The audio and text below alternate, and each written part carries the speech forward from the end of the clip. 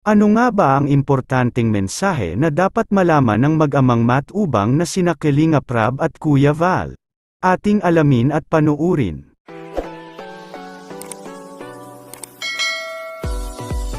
Kamakailan nga ay may bago na namang natulungan si Daddy Frankie, isang Indian national, homeless at pag-alagala lamang ito sa lansangan. Pinaliguan nila ito upang matanggal ang dumi at maging presko ang katawan, sapagkat para na itong taong grasa. Pagkatapos paliguan ay binilhan nila ito ng underwear, damit at short at sila pa mismo ang nagbihis sa Indian National. Dinala naman nila ito sa barbershop upang pagupitan dahil mahaba na ang buhok nito at gayon din ang kanyang balbas.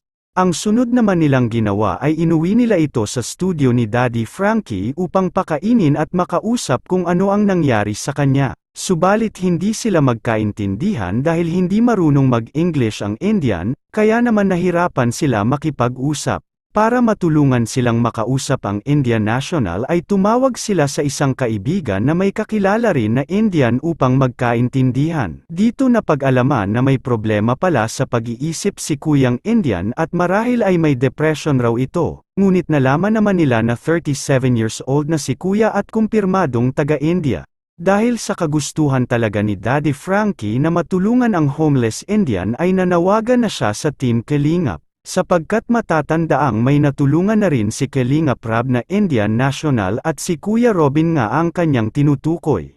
Si Kuya Robin ay ang Indian foreigner na isa sa mga natulungan ni Kalinga Prab, nabigyan ng pabahay at maraming blessings. Kalaunan ay naging charity vlogger na rin siya at naging K-Boys, kilala na siya ngayon sa kanyang YouTube channel bilang Indiano Bicolano at ngayon may sarili na rin siyang kotse.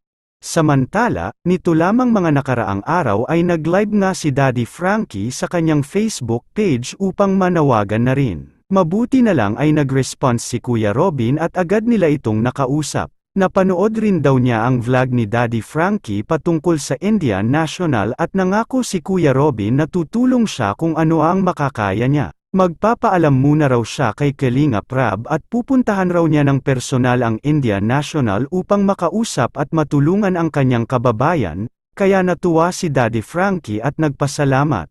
Sinabi rin ni Daddy Frankie na buong puso niyang pinagmamalaki na minsan na rin daw siyang naging bahagi ng Team Kalingap at hinahangaan niya ang mag-amang matubang na sina Kalinga Prab at Kuya Val. Ngayon ay isa na ring successful charity vlogger si Daddy Frankie at mayroon na siyang mahigit 250,000 subscribers at marami na siyang natutulungan.